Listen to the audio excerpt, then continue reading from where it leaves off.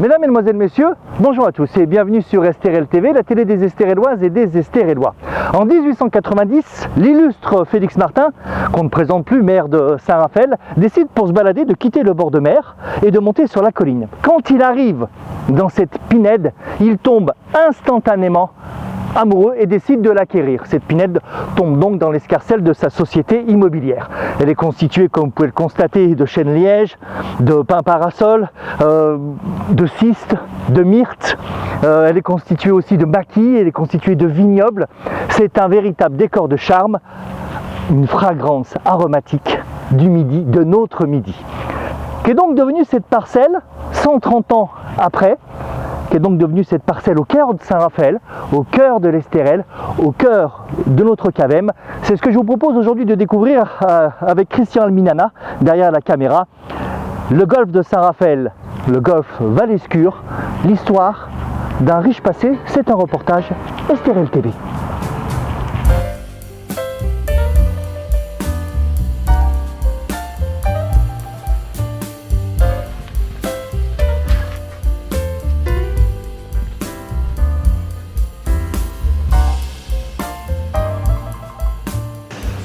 Alain Josso, bonjour. Bonjour Greg. Alors Alain Josso, c'est votre nom d'état civil, mais ici sur la colline de Val-Escure, on vous appelle tous président parce que vous êtes le digne successeur de tous ces grands présidents qui ont présidé ce club, et ça depuis belle lurette, on peut dire quelques lustres. Quelques lustres, oui. Il faut remonter à la fin du XVIIIe siècle en fait pour retrouver le premier président de cette institution qui est le club de golf de Val-Escure. Exactement. Alors on a expliqué à nos téléspectateurs que cette pinède qui est le golf aujourd'hui était dans l'escarcelle de la société immobilière de Félix Martin. Félix Martin a des déboires judiciaires, bref, la société périclite. Et là, on va avoir de 1895 à 1909 une période où c'est un peu les Anglais qui vont mener le golf. Pourquoi? Qu'est-ce qu'ils font là, les Anglais? Ah, mais les Anglais, qu'est-ce que vous voulez, ils ont des saisons hivernales très difficiles en Angleterre et la réputation de la French Riviera à l'époque n'était pas la Côte d'Azur. So British. Voilà, so British. Et les Anglais, et notamment la haute bourgeoisie, Lord Rendell, par exemple, étaient des hommes qui venaient ici à cause du climat, ou pour le climat. Ah oui. Et ce climat était souvent recommandé par les médecins, notamment pour le soin de la tuberculose. D'accord. Donc ils venaient, c'était une station un peu climatique, Saint-Raphaël à l'époque. À l'époque, au tout départ, Saint-Raphaël était d'abord et avant tout une station climatique, où se rencontraient un certain nombre de grands personnages, qui soient politiques, qui soient de l'art, qui soient des industriels, qui venaient en villégiature pour se soigner ou pour avoir un climat très agréable sur la French Riviera. Ça a démarré par Cannes, puis il y a eu Menton, puis il y a eu Nice, et puis tout d'un coup, en fait, Saint-Raphaël, et pas Val-Escure, est devenu une alternative à Cannes. Ah oui, ça fait de l'ombre à Cannes. Ça fait de l'ombre. C'était the place to be ici. Absolument, absolument. Et alors, vous avez parlé des grands noms. Alors, on parle de Lord Rendell qui était là. Et puis, on peut citer ce Premier ministre anglais qui a été 4 fois Premier ministre. C'était Lord Gladstone, si je ne me trompe pas. C'était un peu les deux fondateurs de ce golf. En fait, c'était une association d'hommes à partir de Rendell qui a su mobiliser des moyens financiers pour en fait racheter des terrains. Mais c'est à partir de cette époque-là, c'est-à-dire à la fin du 19e siècle, autour de 1895, qu'a germé l'idée de la création d'un golf, puisque le golf est avant tout britannique, on le sait bien. Et hollandais un petit peu, mais britannique. Ça a été codifié à St Andrews en 1794, vous avez raison, c'est britannique. Et on reviendra tout à l'heure sur l'acronyme GOLF, golf, mais on a, grâce à vos lumières, on a pu régler cette histoire de légende. Vous avez parlé des grands hommes, on salue, on fait un petit clin d'œil à cette duchesse Marlborough, qui était là aussi à l'époque, c'était une grande dame, et puis il y avait aussi le Michel de Russie, c'était un grand homme. Bien sûr, et c'est tous ces personnages qui étaient connus, reconnus, qui ont fait en fait toute l'histoire de Val-Escure, en fait, en l'occurrence, puisque ces gens venaient à Val-Escure. Et voilà. Alors, tous ces grands hommes, au bout d'une quinzaine d'années, ont pris un peu d'âge, ils doivent laisser la main à d'autres personnages importants. Et là, il y a un monsieur qui débarque à Val-Escure, qui a aussi un peu des problèmes de santé, il est un peu anémique, c'est pour ça qu'il vient. Et alors ce monsieur va dynamiter le golf, avoir plein d'idées, vous allez nous en parler, on est en 1909. Vous parlez d'Amédée de Guerville. Exactement. Voilà. Qui est ce personnage, qu'est-ce qu'il fait ici? Eh bien écoutez, ce personnage, il était déjà en fait dans l'association, ou au moins dans ce club, et il en a repris, c'est lui qui a finalement décidé de prendre contact avec l'architecte Harry Colt. D'accord. Et de passer le golf de 9 trous à un golf de 18 trous. Ah, parce qu'avant c'était de 1895 à 900, c'était qu'un 9 trous ici. C'était un 9 trous, et donc il est passé grâce à de Guerville, il est passé à 18 trous. Et c'était à cette même époque qu'a été commandé ce bâtiment dans lequel nous sommes, ce merveilleux bâtiment qui est en fait aujourd'hui, depuis des années, le Clubhouse, et une annexe de l'hôtel qui a été construit bien après. D'accord. Et on voit, pendant qu'on parle, on voit quelques images de ce clubhouse qui est absolument magnifique. C'est peut-être un des plus vieux bâtiments de Saint-Raphaël, avec l'église, peut-être aussi. C'est Amédée de Guerville. Quand il arrive, le golf, il ne faut pas se mentir, il est un peu exsangue. Et alors, on fait un petit clin d'œil à tous les commerçants raphaélois, parce qu'à l'époque, les commerçants ont conscience que du potentiel immobilier de ce golf et vont mettre la main à la poche pour aider le golf à repartir du bon pied. Absolument, les commerçants d'une part, mais aussi la mairie quelque part, puisque nous avons eu, à la suite de Félix Martin, un nouveau maire. Monsieur Ballot. Monsieur Ballot, voilà, tout à fait. Et ce nouveau maire a été jusqu'à apporter son soutien financier, par la mairie en fait, le soutien financier, aux investissements qui ont eu lieu sur ce parcours, donc à la fin du 19e. Alors tout ça fait que finalement Val-Escure prend une dimension, le clubhouse, le golf, les grands hommes, le maire qui s'en occupe, les commerçants qui s'en occupent. Du coup Val-Escure prend une puissance telle que dans ces années-là on décide d'adjoindre à la gare de Saint-Raphaël au nom Saint-Raphaël Val-Escure. Il faut savoir qu'à l'époque, il y avait donc des liaisons ferroviaires déjà qui reliaient Paris, même Calais, à Cannes, donc à la fin du 19e, et que Saint-Raphaël était une station sur laquelle les trains s'arrêtaient, les trains de luxe s'arrêtaient. Et c'est ce qui a fait aussi, qui a contribué quelque part à ce développement extraordinaire qu'a eu Saint-Raphaël. Juste, on le connaît tous, même si on n'est pas de Estéréloise ou Estérélois, sur les bords de ce green, il y a un établissement très connu. C'est cet hôtel des Anglais, comme on l'appelle le Golf de Val-Escure, mais qui ne l'est pas en fait. Mais Grand Hôtel. Oui, qu'est-ce que c'est? Pourquoi, comment ça? Et je crois que c'est commencé les travaux en 1910, mais est-ce que ça dépend du golf ou pas? Non, ça ne dépend pas du golf. C'était des personnages différents. C'était des gens de la même société, de la haute société, comme on dit, qui ont investi dans un magnifique hôtel, puisqu'il y avait à l'époque de la demande. Il y avait beaucoup de demandes. On était en pleine explosion ici, en plein essor. En plein essor, en pleine expansion. Et donc il y a eu demande, et effectivement, les travaux ont démarré en 1911. Il y a eu beaucoup de péripéties, d'abord techniques, puis ensuite des péripéties financières, qui ont fait que cet hôtel est resté quasiment à l'abandon. La construction est restée quasiment à l'abandon pendant quelques années. Et ça n'est que bien plus tard, en 1924, que cet hôtel a été ouvert. Non, il a été mis en vente par le tribunal de Draguignan. Et c'était une vente à la bougie. À l'époque, les ventes à la bougie existaient. Et effectivement, l'inauguration de cet hôtel n'a eu lieu qu'en 1925, après plus d'une année de travaux, de réflexion et d'agrandissement. Sous la direction c'était le monsieur Paul Lermite, qui en est devenu propriétaire avec deux autres amis. Et c'est à partir de cette époque-là, en fait, que tout Val-Escure s'est développé avec cet hôtel dans lequel il se passait, paraît-il, des merveilleuses fêtes. Comme on n'en voit plus forcément beaucoup. J'en doute pas. Alors, Président, comme vous venez de nous le dire, on a une colline ici, Val-Escure, avec un golf, avec un hôtel, tout va bien, on est en plein essor, on a le soutien de la ville. Et donc les années vont passer, on va passer cette terrible épreuve de la guerre, de la Seconde Guerre mondiale. Et après de la Seconde Guerre mondiale à aujourd'hui, c'est un long fleuve tranquille finalement ou pas?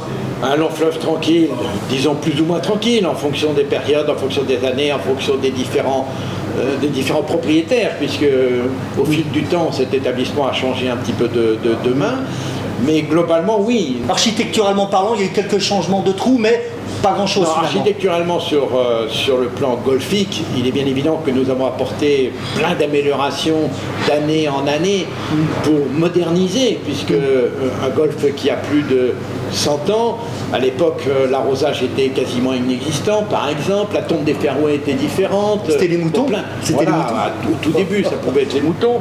Donc, bien évidemment, il y a eu une modernisation qui s'est faite au fil du temps.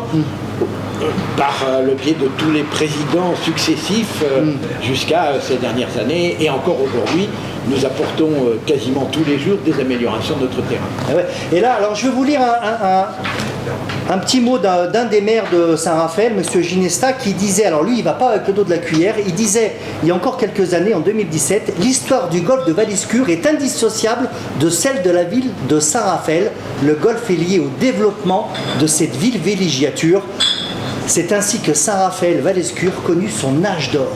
C'est si important que ça, le golfe de Val-Escure, pour Saint-Raph. Vous porteriez le même message, vous, aujourd'hui? Absolument. Je pense que pour le tourisme, d'une part, d'une manière générale, aujourd'hui, le golfe est essentiel pour une ville. C'est un pôle touristique. C'est un pôle touristique. C'est un golfe amène un certain nombre de personnes soit à vivre en villégiature, soit à venir passer quelques instants golfiques, voire quelques semaines de vacances.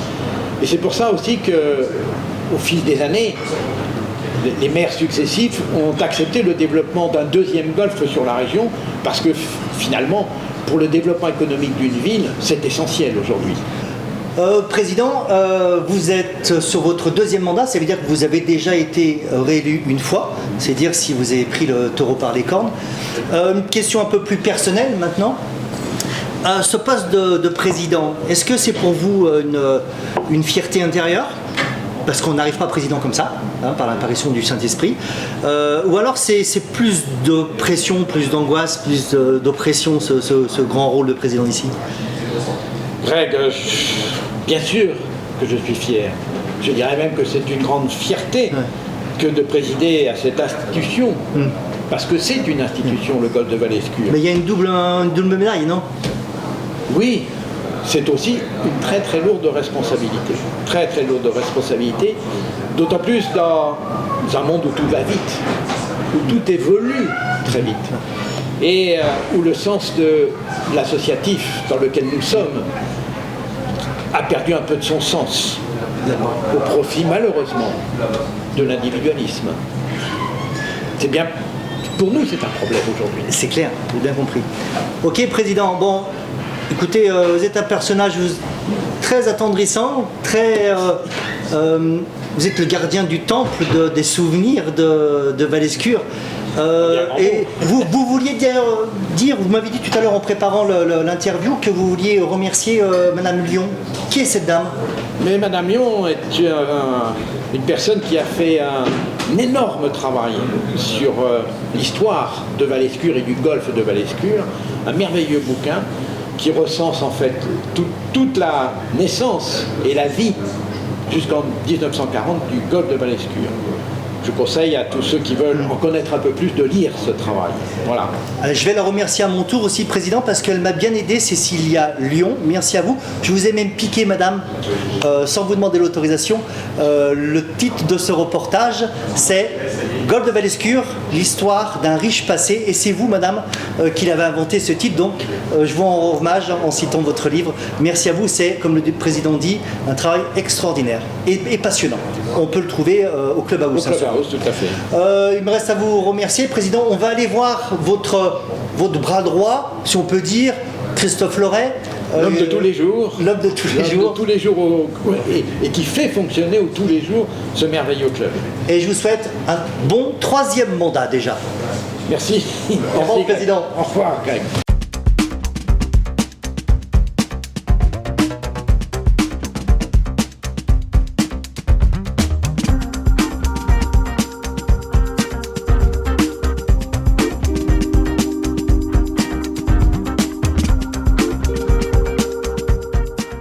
Christophe Loret, bonjour. Bonjour. Tu es directeur de ce golf. Et alors cette place, toi, tu l'as pas volée parce que ça fait belle lurette que tu es dans les rouages de ce golf, au niveau de l'équipe de direction même. Alors en effet, je suis arrivé ici à Val-Escure en 1997 à l'issue de mes études de gestion des équipements sportifs et de loisirs. J'ai commencé comme secrétaire, starter, commissaire, un peu au bas de l'échelle. J'ai pris petit à petit quelques responsabilités jusqu'au poste directeur adjoint. Et lors du départ de mon prédécesseur de la direction, le conseil d'administration du club m'a proposé le poste. C'est la success story, tu pars en bas de l'échelle et tu es monté jusqu'à ce poste. C'est génial parce que, bon, la vérité c'est qu'on se dit, tiens, le golf, est-ce que c'est pas un sport un peu guindé, un peu cravate serrée, mais quand on te voit, toi, beau garçon sportif et dynamique, on se dit c'est génial de considérer le golf comme ça. Alors, parce qu'il y a beaucoup de choses à dire, Christophe, schématiquement, comment tu expliquerais à nos téléspectateurs le fonctionnement d'un golf ? Nous, on est un golf un peu particulier parce qu'on a un statut d'association sportive, loi 1901, à but non lucratif. Ce n'est pas le cas de tous les golfs en France. Notre club est composé d'un conseil d'administration qui est composé, lui, de 15 membres qui sont des membres du club, bénévoles. Ils sont élus lors de notre assemblée générale directement par l'ensemble des membres du club. D'accord. Ils élisent un président déjà. Alors ensuite, le président est élu au sein du conseil d'administration. Lorsque les membres ont élu le conseil d'administration, lui, élit son président. D'accord. Activité golfique, mais activité tennistique aussi. Exactement, nous sommes un club de golf et de tennis. Nous avons un peu plus de 600 membres au golf et environ 70 membres au tennis. Et surtout, nous avons une grosse masse de jeunes au club, puisque nous avons un peu plus de 200 jeunes, moins de 18 ans, membres de nos écoles de golf et tennis. D'accord. Ce qui est intéressant, c'est qu'on peut être membre en payant une cotisation à l'année pour le tennis ou pour le golf, mais si on habite à Orléans et qu'on est en vacances ici, on a quand même accès à ce golf.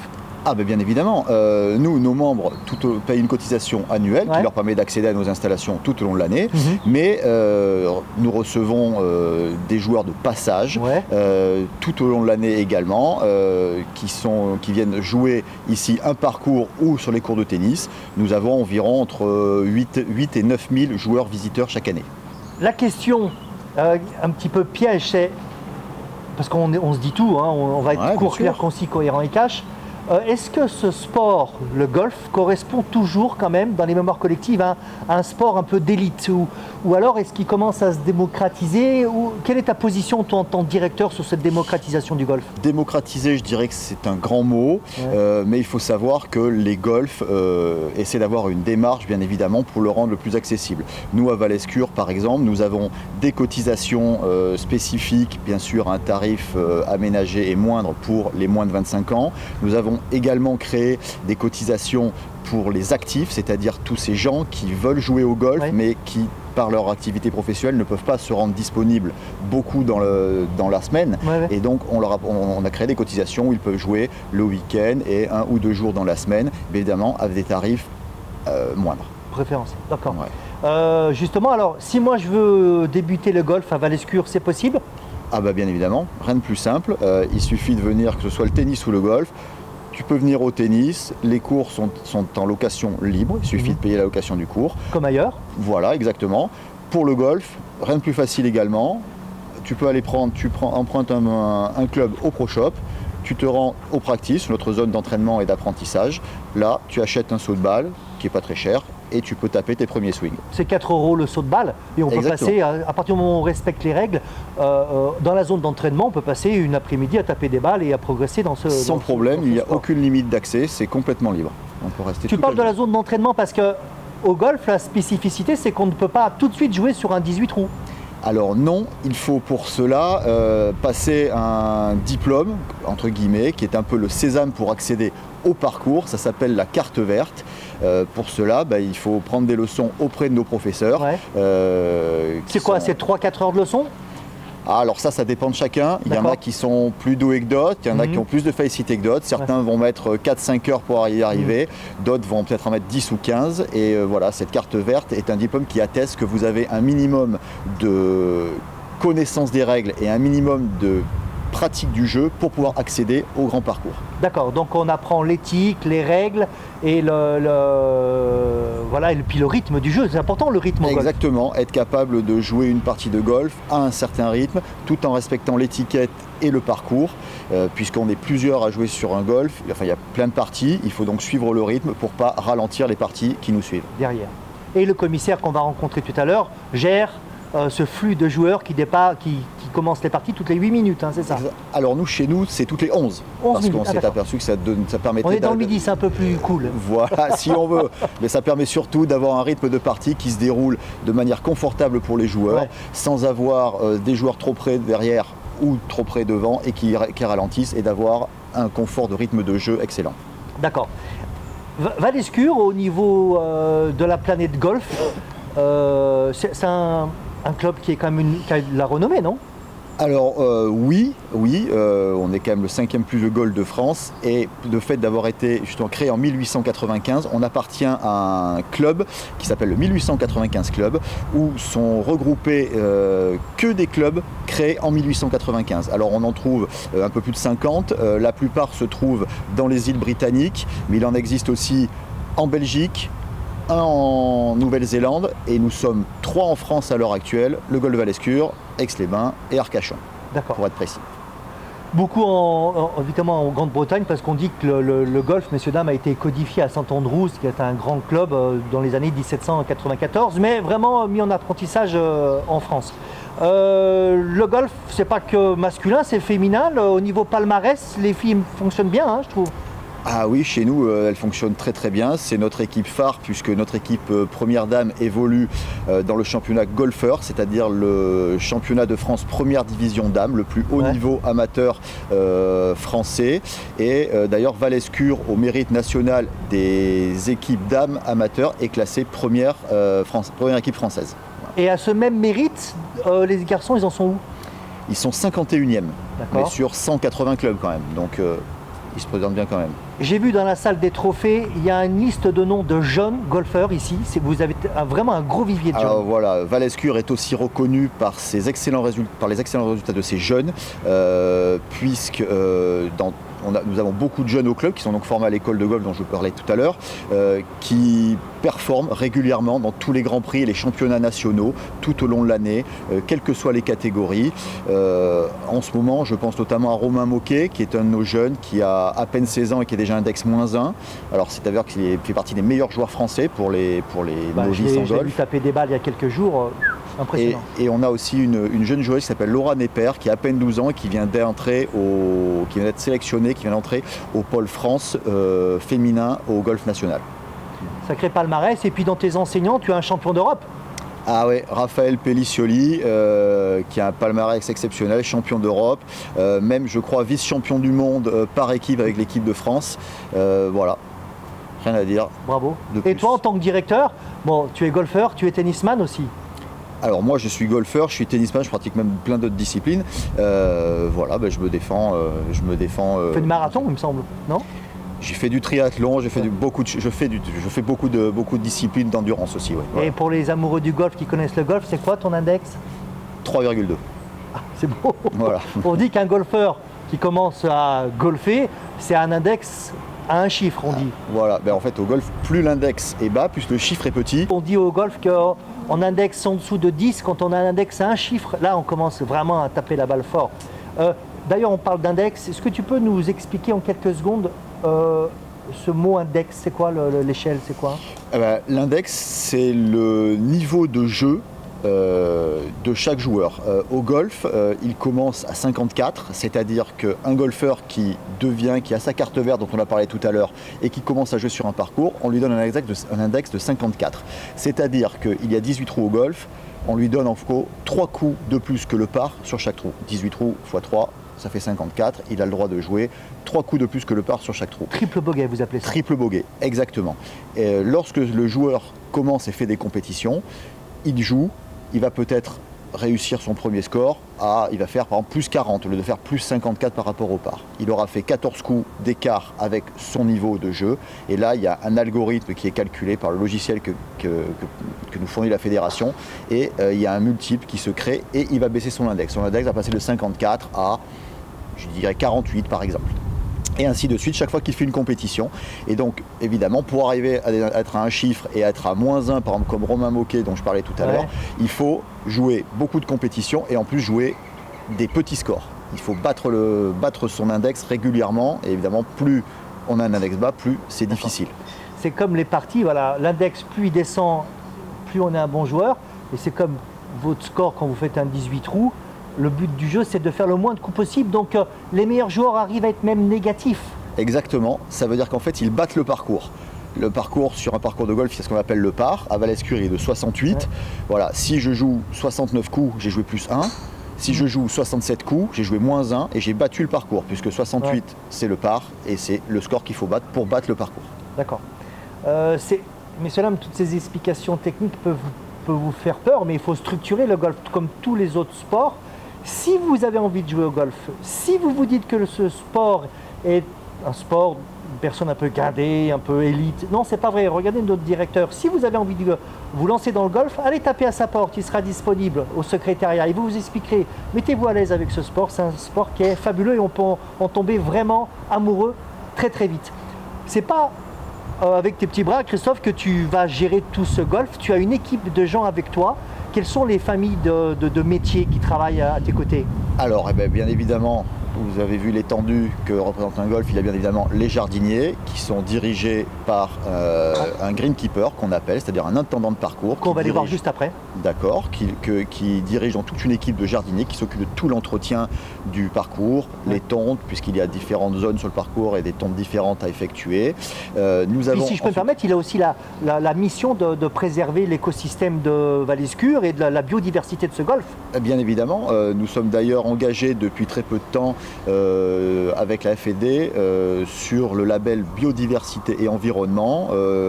Val-Escure est en train d'acquérir le label bronze biodiversité au niveau de la FFG. Qui sanctionne les efforts et les travaux que vous mettez en œuvre tous les jours pour respecter tous ces animaux. On va en parler avec Fred juste après. La faune et toute la flore, mais c'est un havre de paix ici, ce golf. Christophe, tu nous as parlé du Greenkeeper. Fred, on va aller le voir tout à l'heure, qui a une mission très importante sur l'écosystème. Tu nous as parlé des pros, tu nous as parlé de la zone d'entraînement. L'équipe du secrétariat, qui est très féminine, et c'est génial, c'est quoi sa mission à tes côtés? Et oui, voilà, nous avons donc 3 secrétaires au club qui travaillent à mes côtés pour tout ce qui est la gestion administrative et sportive au sein du club, c'est-à-dire déjà la gestion de toutes les compétitions qui demandent des connaissances techniques particulières, notamment pour l'utilisation d'un logiciel spécifique qui nous est affrété par la Fédération française de golf. Et ensuite, il y a à côté de ça toute la gestion qui peut être liée aux encaissements de cotisations, de joueurs de passage, la communication avec les membres et tout ce qui va de soi dans un club. Ça, c'est pour la partie administrative. Et puis sur le terrain, tu as aussi, on va aller les voir tout à l'heure, des commissaires, des marshals, comme on l'appelle. Hein. Voilà, le terme anglais marshal, tout à fait. Ils sont 3 également. Ils sont on appelle le poste starter et commissaire. Starter, comme ça se dit en anglais, c'est pour les départs. Il gère les départs au départ du 1 afin que tout le monde prenne son départ à la bonne heure, justement comme on en parlait tout à l'heure, pour que les parties se déroulent de manière confortable et dans un rythme régulier sur le parcours. Et ensuite, ils font commissaire ou marshal sur le parcours pour contrôler que sur le parcours, durant les parties, il n'y ait pas des changements de rythme qui provoquent par exemple des bouchons, ce qui peut arriver de temps en temps sur le parcours. et on peut les appeler si on a un problème de règles sur le terrain. Ils vont nous régler ce problème. Oui, en général, ce sont d'excellents joueurs. C'est souvent des passionnés qui sont devenus salariés d'un club de golf. Ça arrive régulièrement dans les clubs. Et en général, chez nous, il y en a un qui est même professionnel de golf. Stéphane, qui est un pro. Alias Nietzsche, qui connaissent parfaitement les règles de jeu du golf et qui peuvent sans problème vous renseigner sur un problème de pénalité, un problème de drop. Alors Christophe, tu nous as parlé des professionnels, on a parlé du greenkeeper, on a parlé du secrétariat, on a parlé des marshals. Un petit mot sur le Pro Shop, parce qu'on va aller le voir Christophe, mais schématiquement, c'est quoi le Pro Shop? Le Pro Shop, c'est une boutique spécialisée dans le matériel de golf. Vous y trouvez dedans que du matériel spécifique au golf, des clubs, des chaussures, du matériel pour jouer au golf comme des balles évidemment, des polos. Et le Pro Shop de Valescure en plus propose un atelier, c'est-à-dire Christophe Semo peut vous faire des fittings, c'est-à-dire il vous réalise des clubs sur mesure qui sont en fonction de votre morphologie et de votre swing. Un peu comme en vélo, on ne peut pas donner un vélo de la même taille à quelqu'un qui fait 1m60 et quelqu'un qui fait 2 mètres. Et bien au golf c'est pareil, il faut des clubs sur mesure. Quelqu'un qui fait 1m60 ne peut pas jouer avec les clubs de quelqu'un qui fait 2 mètres et inversement. Ce qu'on ne peut pas trouver dans la grande distribution par exemple. Non, exactement. On fait un clin d'œil en parlant de Christophe à Squall et à Pierre-Henri, bien évidemment. C'est son bras gauche et son bras droit. Christophe, merci pour cette interview. C'était un vrai plaisir de discuter avec toi. Tu donnes un aspect du golf qui est plaisant. En t'écoutant parler, on a envie de venir jouer dans ton golf, on peut le dire. Et quant à nous, mesdames et messieurs, on continue à découvrir les métiers du golf et spécialement ici, sur la colline de Valescure. À tout à l'heure.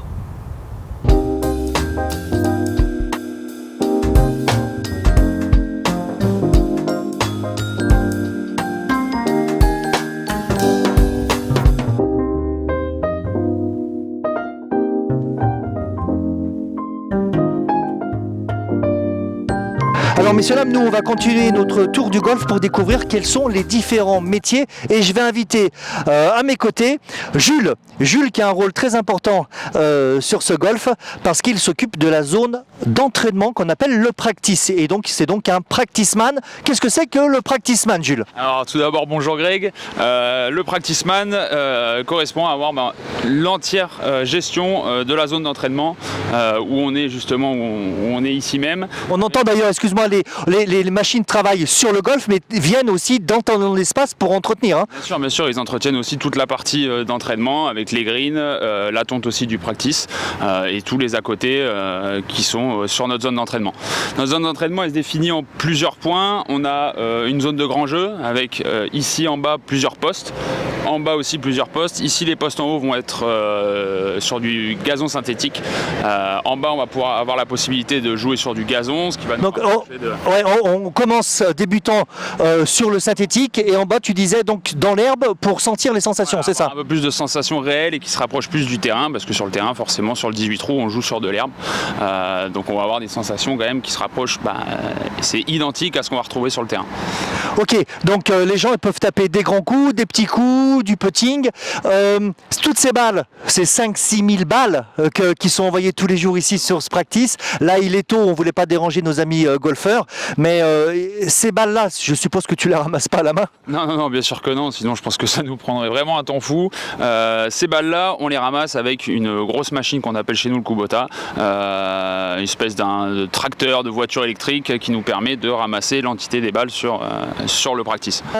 Peut-être dans ta mission, au-delà de la sécurité que tu imposes, parce qu'il ne faut pas faire n'importe quoi au golf, tu as un rôle vital et je tenais à souligner on ne se rend pas bien compte, mais quand Jules ferme sa zone d'entraînement, il va fermer aussi l'entièreté du 18 trous du golf et là c'est vital parce que il va nous expliquer ce qu'il fait. S'il fait mal son job le soir, le matin le golf n'ouvre pas et on va comprendre pourquoi. C'est quoi ta mission la plus importante? Ma mission la plus importante le soir, c'est de fermer la totalité du golf, donc fermer tous les portails, toutes les clôtures électriques, qui va empêcher surtout les sangliers à rentrer sur le terrain et à dévaster complètement le terrain, parce qu'il faut savoir que dans nos fairways, dans notre herbe, il y a beaucoup de vers et les sangliers justement sont à la recherche de ces petits vers là pour manger, et sauf que quand ils recherchent ces vers, ils dévastent complètement le terrain, et ce qui fait, comme tu l'as dit, que s'ils rentrent le lendemain on peut pas ouvrir le golf parce que le terrain sera dévasté. Et ça va nous demander beaucoup de temps à l'équipe Greenkeeper de remettre tout en ordre. Bon, merci on te laisse travailler, je sais que tu as une grosse journée devant toi. Merci Jules. Merci beaucoup, Greg. Et nous on continue notre reportage. À tout de suite.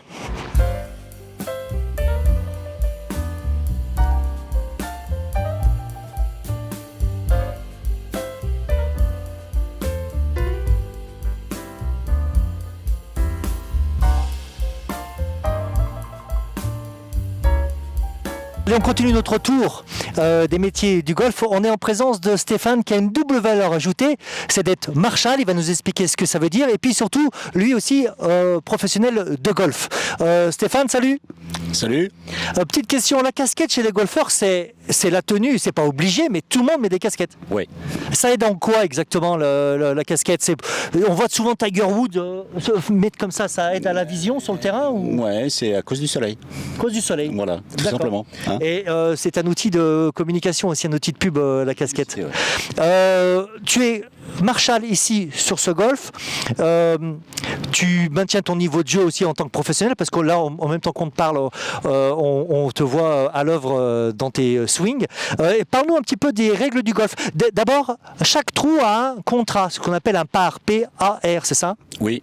Donc le par, c'est une norme que, en fait, un bon joueur devrait faire. À partir de là, tout est calculé en fonction de ce par. Il y a des par 3, des par 4 et des par 5. D'accord. Les par 3 sont les trous les plus courts, mais quand même, 235 mètres maximum. Après, au-delà, jusqu'à 440 mètres, les par 4. Et ensuite, au-delà de 440, 450 mètres, les par 5. D'accord. Et dans le sac de golf, on a une quinzaine de clubs et on utilise tel club selon la longueur du coup qu'on a à faire? Oui, en fonction du tracé du trou, on va utiliser un fer ou un bois, donc un club pour aller loin ou plus ou moins loin en fonction du trou, du danger, etc. Et ensuite, au fur et à mesure qu'on avance, on va regarder la distance qui nous sépare du trou pour ensuite choisir son club. Ok, on a vu qu'il y a des obstacles sur le parcours, des bunkers, il y a de l'eau. Quand on met une balle dans un bunker, il y a des règles très spéciales. On ne peut pas faire n'importe quoi dans un bunker. Non, on n'a pas le droit de toucher le sable avec son club avant de jouer. D'accord. Il y a d'autres règles aussi. Quand on touche le sol et qu'il y a ce qu'on appelle une socket qui part, une socket d'herbe, on est obligé de remettre la socket dans le trou afin de préserver le terrain. Oui, alors ça, c'est pas une règle, c'est un divot, c'est simplement un usage. Voilà, on essaie de maintenir le terrain en réparation, en état. Donc à chaque fois qu'on va enlever une motte de terre en frappant un coup, on la remet.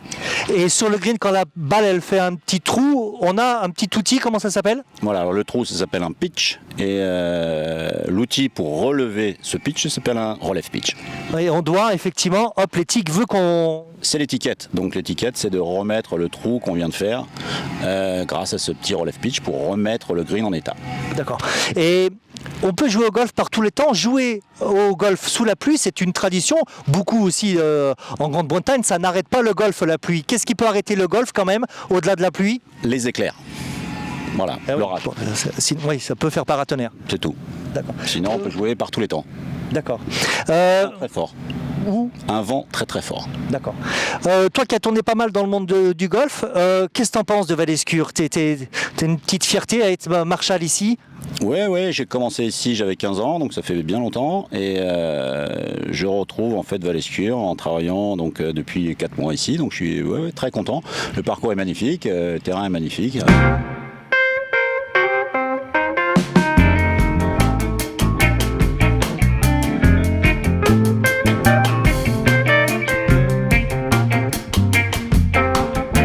Alors, chers téléspectateurs, on continue notre tour des métiers sur le golf de Valescure. On a un personnage très important aujourd'hui qui s'appelle Fred. Je laisse se présenter. Fred, tu es greenkeeper. Qu'est-ce que ça veut dire, greenkeeper? Donc greenkeeper, c'est un mot anglais, donc il a été francisé, ça s'appelle intendant de parcours de golf en France. Ouais. Et donc c'est toute la partie terrain pour ce qui est un parcours de golf, une association comme la nôtre. Donc c'est une partie quand même assez importante parce que c'est les conditions de jeu qui en dépendent. Donc on est une équipe de 7 personnes à temps plein pour entretenir le parcours. On les appelle ces jardiniers, ces gens qui travaillent dans ton équipe?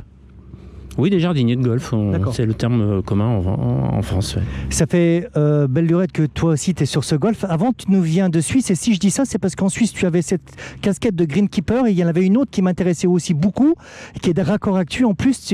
Qu'est-ce qui s'est passé au niveau de l'environnement en Suisse ? Alors en Suisse, ce qui est assez particulier, c'est qu'il y a des exigences au niveau environnemental qui sont très importantes.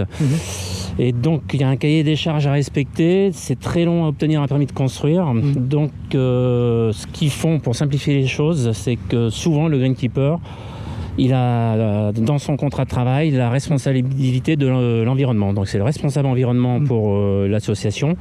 Et c'est lui qui gère tout ce qui est écologie avec les différentes associations, donc VVF ou d'autres associations écologiques, et doit surtout répondre à toutes les questions de ces associations écologiques. Alors justement, là, on parlait de la transition écologique tout à l'heure. Le golfe de Val-d'Escure a engagé cette transition, et elle est même déjà dans la protection de son écosystème. J'ai eu la chance de participer à une émission avec la LPO, le musée d'histoire naturelle, où on parlait beaucoup de la diversité de ce golfe. Donc tu as besoin d'eau aussi pour cette diversité, pour le terrain, mais aussi pour ces 200 espèces végétales et animales qui vivent à demeure sur ce golfe. Tout à fait. Aujourd'hui, exploiter un golfe et ne pas avoir la ressource en eau disponible, c'est quasi impossible. Donc les Anglais à l'époque exploitaient le golfe 6 mois parce qu'il n'y avait évidemment pas la ressource en eau, et donc la saison se limitait à octobre-avril. Aujourd'hui, c'est plus possible. Il faut, vu la dimension touristique qu'a pris la région, on est obligé d'avoir un golfe exploitable toute l'année, quoi. Donc aujourd'hui, la ressource en eau, elle est évidemment très importante. Ce qui a été très bien fait il y a une vingtaine d'années, c'est qu'on a construit une conduite privée pour le canal de Provence. Donc on a un approvisionnement en eau brute par gravité qui arrive de Saint-Cassien. Donc c'est la branche canal Est-Var qui arrive ici dans nos bassins de pompage sur les 2 golfs, quoi. Ça veut dire que ça vient tout du lac de Saint-Cassien par gravité. Ça veut dire que tu n'as pas de pompe, tu n'as pas d'empreinte carbone. C'est très écolo en fait. Alors c'est assez incroyable, il y a simplement un relais qui est un réservoir qui fait la pression, qui régule sur la plaine ici, ce qu'on appelait la plaine de Fréjus à Saint-Raphaël, qui était une plaine avec énormément de cultures et surtout qui était connue pour la culture de la pêche. Donc cette zone était déjà équipée à l'époque pour l'agriculture, et aujourd'hui on en profite pour les golfs. On n'aurait pas cette ressource en eau, ce serait quasi impossible d'entretenir des parcours à l'année, quoi. On a bien compris. Dans ton métier de greenkeeper, tu as de la relation humaine à avoir parce que tu es manager, tu gères une équipe, mais je te vois souvent à des heures pas possibles sur ce parcours. C'est un peu ton bébé, tu es un peu chez toi, et toi, il n'y a pas de lundi, il n'y a pas de dimanche, il n'y a pas de vacances, tu dois réagir en urgence sur le terrain. Sur quoi qui se passe ? Voilà, c'est un travail saisonnier, donc on a une période qui est vraiment très importante, c'est l'été, parce qu'elle conditionne en fin de compte les bonnes conditions de gazon en sortie d'été, et c'est ça qui fait qu'on va être relativement tranquille sur les 8-10 mois à venir, quoi. Donc on va dire la période mai-septembre, c'est la période charnière où si on sort bien de cette période, on sait qu'on va avoir un gazon en bon état jusqu'à le prochain été, quoi. Donc évidemment, là, il n'y a pas de samedi, il n'y a pas de dimanche. Donc il faut vraiment être là et faire attention à ce qui se passe, quoi. Je vois que ça fonctionne parce que je connais quelques membres que j'ai croisés ce matin qui félicitent toujours la beauté de ce parcours. Ok, écoute, décidément Fred, tu as un bureau de travail qui est extraordinaire. Je m'en plains pas. Non, vraiment, c'est un site assez remarquable. C'est un milieu naturel. Le parcours est tracé au milieu d'une forêt de pins. Vraiment, des endroits comme ça, il n'y en a pas 36 000 dans la région. Et même en Europe, je pense qu'il n'y a pas beaucoup de sites comme ça. On est toujours avec Fred, le greenkeeper. On est au milieu de son élément, ici, sur un fairway. Fred, il y a un engin qui va passer derrière nous. Est-ce que tu peux nous expliquer à quoi sert cet engin ? Donc aujourd'hui, dans l'entretien des gazons, le roulage des zones de green est très important. Donc cet engin est un engin électrique. Donc gros avantage, c'est les nuisances sonores qui sont évidemment très réduites avec ce type de véhicule. Et la technologie lithium aujourd'hui nous permet d'avoir des engins qui arrivent sur le marché du golf et qui sont avec zéro bruit, quoi. Donc aucune nuisance sonore. les nuisances sonores, on a bien compris. Et puis finalement, si on passe d'une flotte, parce qu'on a vu 2 engins, le premier n'était pas électrique, le deuxième est électrique, est-ce qu'on peut dire que la transition écologique du Golf, tu l'enclenches là petit à petit avec l'équipe de direction? Oui, de toute façon, on est ici dans une zone très habitée, donc on est obligé de faire attention au milieu et surtout les contraintes qu'on a au niveau municipal, c'est très important et on doit évidemment respecter ces horaires et les arrêtés qui sont censés se renouveler, quoi.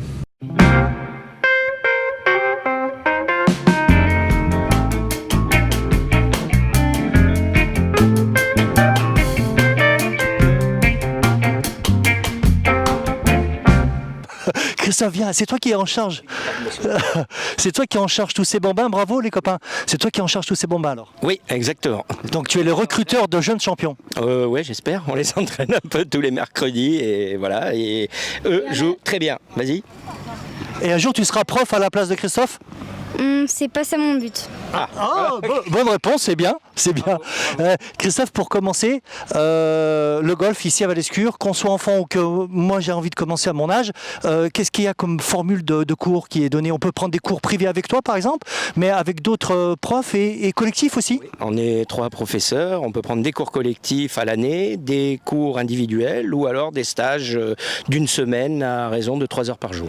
Toutes les formules seront proposées, ou le mercredi pour les enfants, à raison aussi d'1h30 par mercredi. D'accord. En combien de temps on peut se faire plaisir? Comment ça se faire plaisir au golf? Bon, on se fait plaisir assez vite parce que nous, on emmène dès le 2e jour, on emmène déjà les gens sur le terrain pour le côté ludique de la chose. Ouais.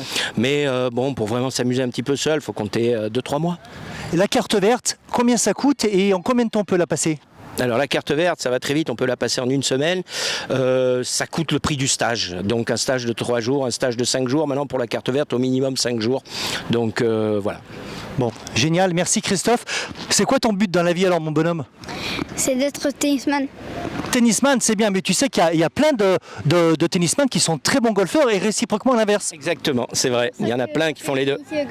C'est à peu près les mêmes mouvements, c'est pour ça. Donc tu seras célèbre dans 2 sports, le tennis et le golf. Je préfère le tennis, mais... Tu préfères le tennis? Oui.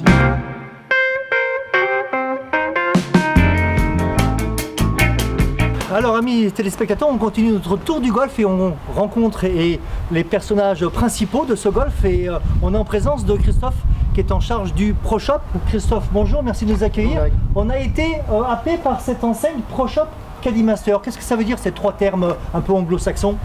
Alors Pro Shop à la base c'était la boutique du pro, ouais. D'accord, dans lequel le pro avait son cahier, généralement sa femme, qui tenait la boutique, qui vendait les accessoires, les clubs de golf, etc.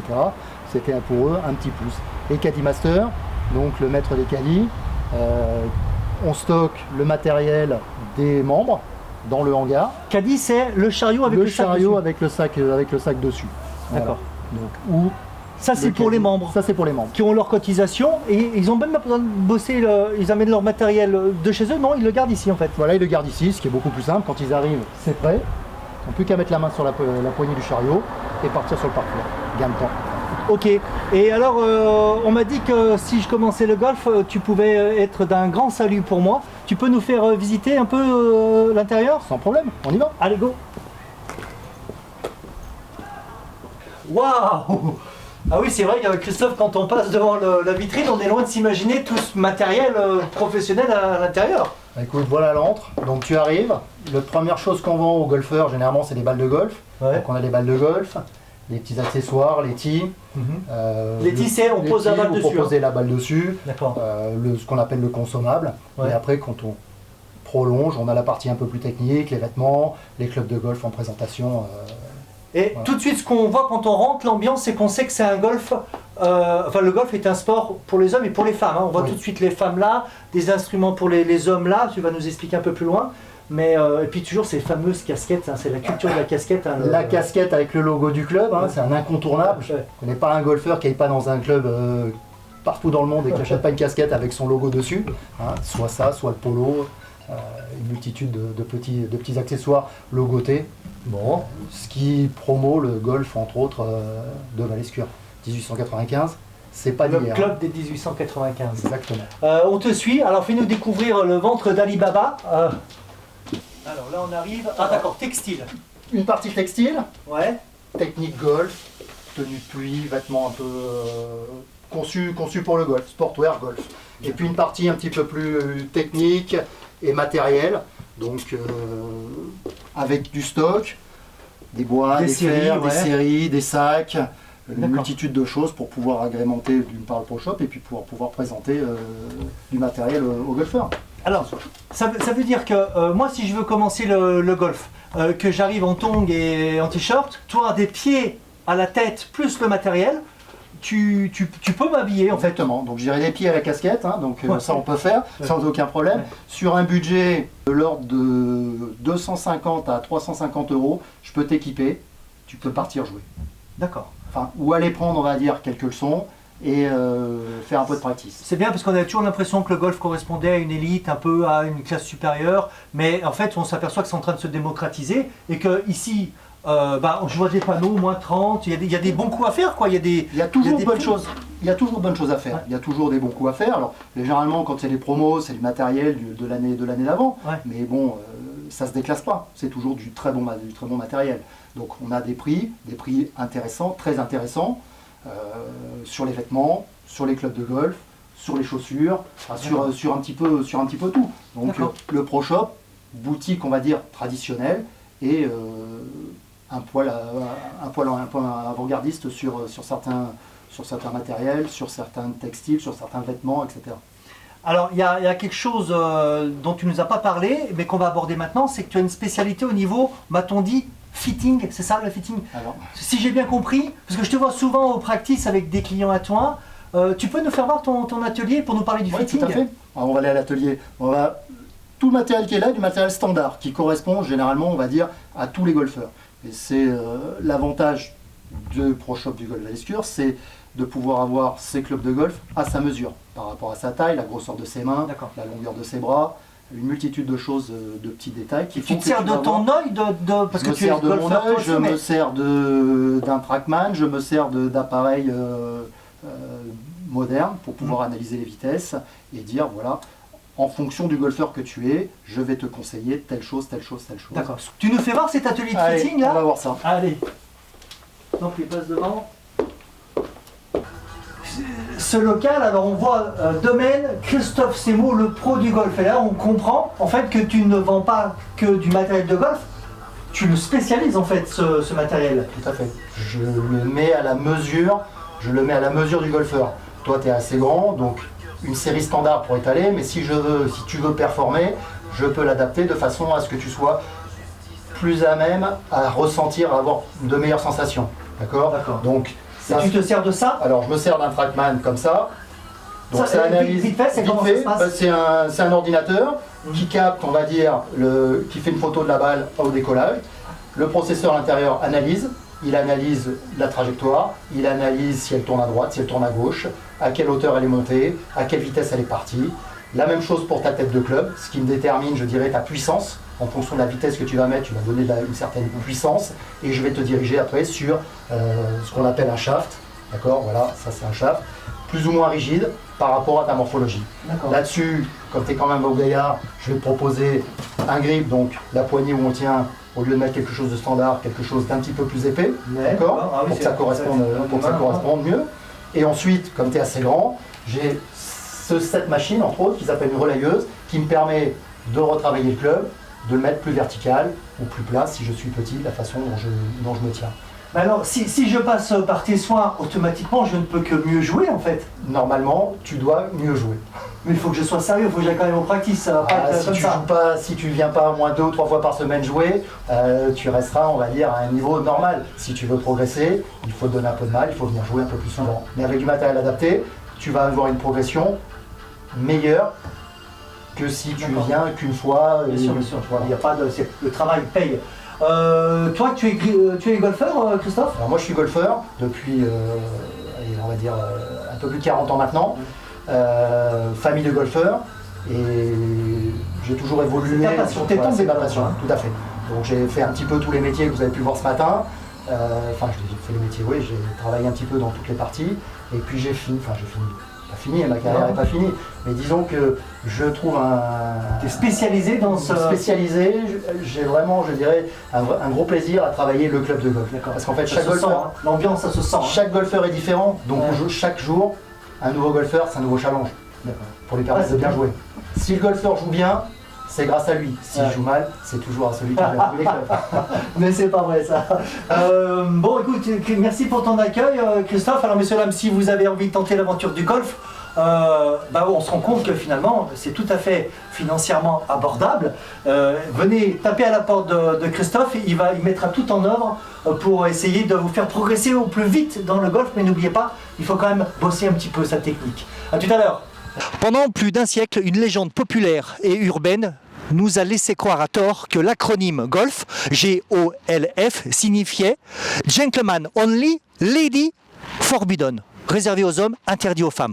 Ce qui est profondément sexiste, on est bien d'accord. Alors, pour lever ce voile, ce doute, cet intox, eh bien, les historiens du golf ont tenté de faire des recherches et sont tombés sur le mot golf en 1475 dans un livre. 1475, date à laquelle, bien sûr, évidemment, les acronymes n'existaient pas.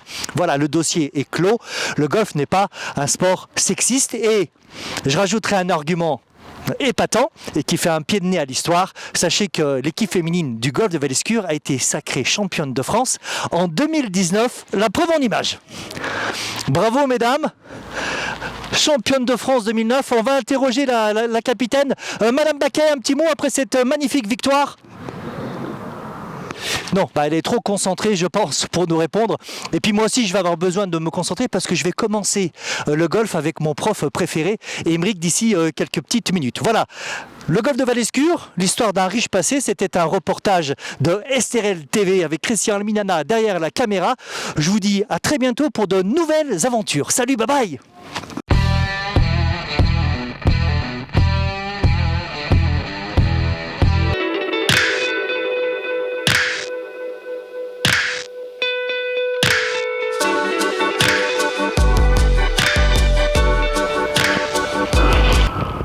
Comment ça, un montage?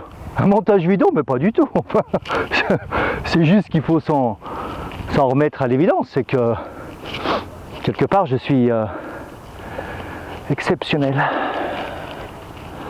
Greg, je pense qu'on peut dire aussi que les professeurs sont pas mauvais, non?